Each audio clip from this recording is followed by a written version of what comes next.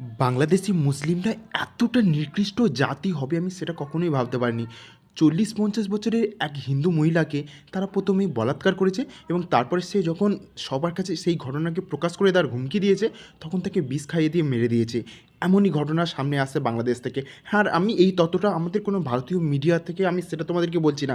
দেখুন, এটা হচ্ছে বাংলাদেশের সবথেকে বড় একটা মিডিয়া চ্যানেলের মধ্যে একজন, সেটা হচ্ছে প্রথম আলো। প্রথম আলোর এই রিপোর্ট থেকে তোমরা স্পষ্ট দেখতে পাচ্ছ যে এটা সত্যি অরিজিনালি ঘটেছে এই বাংলাদেশে।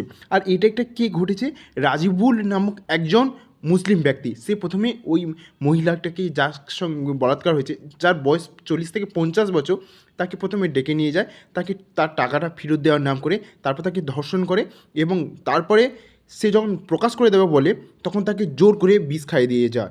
আর সবথেকে কী দুঃখের বিষয় জানো, এই ঘটনাগুলো সে তার ছেলের কাছে বলে এবং ছেলের কাছে বলতে বলতে মারা যায়। এটা আমি প্রথম আলোর পুরো রিপোর্ট থেকে তোমাদেরকে বলছি। মানে এরকম নিকৃষ্ট জাতি কোথায় গেলে তোমরা পাবে? কোথায় আছে? কোথায় আছে এমন নিকৃষ্ট জাতি? প্রথমে এই যে মহিলার সঙ্গে এরকম হয়েছে, তার মেয়ের বক্তব্যটা শোনো। আমার সঠিক বিচার চাই, যে লোকজনে মারিছে তাদের শাস্তি চাই। উসমানের বড় ছেলে আমরা আমার মারে, আর আমি ওটুকু বলতে পারতেছি না স্যার। আমার মা মঙ্গলবারের দিন রাত 7টার দিন আমার বাবা কিয়াঘাটের ব্যাগ নিয়ে এসে আসলে আমি ভাত রান্না করেছি, খাইছে, খাইয়ে বমি করে, বমি করার পর আমার রাত বেড়ে বমি করতেছে, গাড়ি বসতে নিয়েছে। আর আমার মারে কীভাবে হাসপাতালে, এবার নীতি দুপুরে আজানের পর আমার মারে নিয়ে যায়, আমরা হাসপাতালে নিয়ে যায়, ট্রিটমেন্ট করে ডাক্তারে বললো তোমার মার ট্রিটমেন্ট ভালো। ওইবারে ট্রিটমেন্ট দেওয়ার পরে আমার মা হারাই গেল। তারে যে এই এই অবস্থায় কি কে খুন করলো তা আমি তো বলতে পারবো না। তা শুনেছি 2-3 জন লোকে মানে ধরে এই বিষ মিষ খাওয়াইছে এই সমস্ত। তার এইভাবে যে নির্যাতন হয়েছে এর বিচার আমরা চাই।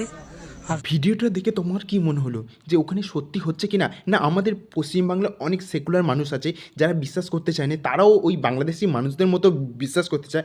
বাংলাদেশি বলতে সবাইকে আমি বলবো না, ওখানে বিশেষ করে হচ্ছে যারা বিএনপি এবং জামাত করে। আমি এতদিন এইসব ভিডিও ফলো করছি বা কমেন্ট ফলো করছি করে আমি এইটুকু উপলব্ধি করতে পারছি, এই যে দুটো পাবলিক আছে এরাই একমাত্র ওখানকার হিন্দুদের উপর অত্যাচারটা করে থাকছে। হ্যাঁ, এই এদের মতো এখানকার কিছু সেকুলার মানুষ আছে, সো কল্ড সেকুলার মানুষ আছে, তারাও বিশ্বাস করে যে নাকি আমাদের এখানকার মিডিয়ারা নাকি বেশি বাড়ে চৈরে এরম বলছে। কিন্তু আমি সেই জন্য এই ডেটাগুলো দেখালাম, এটা হচ্ছে প্রথম আলোর ডেটাগুলো আমি দেখালাম। আর সত্যি সত্যি অবাক লাগে, এত কিছু ঘটনা সামনে আসার পরেও এই কিছুদিন আগে আমি বলছি 17টা খ্রিস্টান পরিবারের উপরে হামলা করেছে এবং তাদের বাড়িঘর সমস্ত কিছু জ্বালিয়ে দিয়েছে। এটা দেখো ডেইলি স্টারের এটা রিপোর্ট। আমি সব কিছু রিপোর্ট দেখাচ্ছি, তা আবার বাংলাদেশ মিডিয়া। আমাদের মিডিয়ায় দেখালে এখানকার সকল সেকুলার আর ওখানকার বাংলাদেশি কিছু পাবলিক ভাববে যে এটা বাংলাদেশের নিয়ে অপপ্রচার চলছে, কিন্তু সেই জন্য আমি দেখিয়ে দিলাম বাংলাদেশের সব নিউজ চ্যানেলগুলো। এটা ডেইলি স্টারের যে রিপোর্ট বার হয়েছে সেখানে বলছে যে 17টা এরকম খ্রিস্টান পরিবারকে পুরো ওখানে জ্বালিয়ে দেওয়া হয়েছে, পুরো ঘর সমেত। তো এটা তো ডেইলি স্টারে আমি রিপোর্ট দেখালাম। এবার বাংলাদেশে এই যে এই ঘটনাগুলো হলো, এটাও আমি প্রথম আলোতে দেখালাম। তারপরে কি করবে?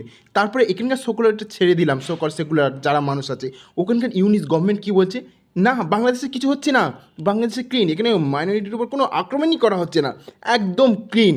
আমি একটাই কথা বলতে পারি, যে জাতি নিজেদের ইতিহাস মনে রাখতে পারে না, তাদের সঙ্গে এইসব ঘটনা আবার পুনরাবৃত্তি হয়, যেমনটাই হয়েছিল 1971